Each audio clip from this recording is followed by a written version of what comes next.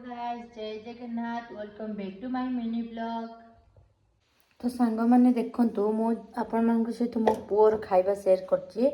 मो पुअर खाइबा में बनाए चाउल, टमाटो, बीट, गाजर, अमृतभंडा आउ आलू। और एथिरे कोन ऐड कले भलो थिबो मते निश्चय कमेंट करी कहबे। बाबू को आबा आबा आबा गेलु बाबू को आबा कह दे, आबा कह दे, आबा कह दे, आबा आबा। तो सांग मैंने देखो मु बहुत दिन पर पखाड़ आज खाऊँ तो मुझे आलू भजा आउ गरम पखाड़।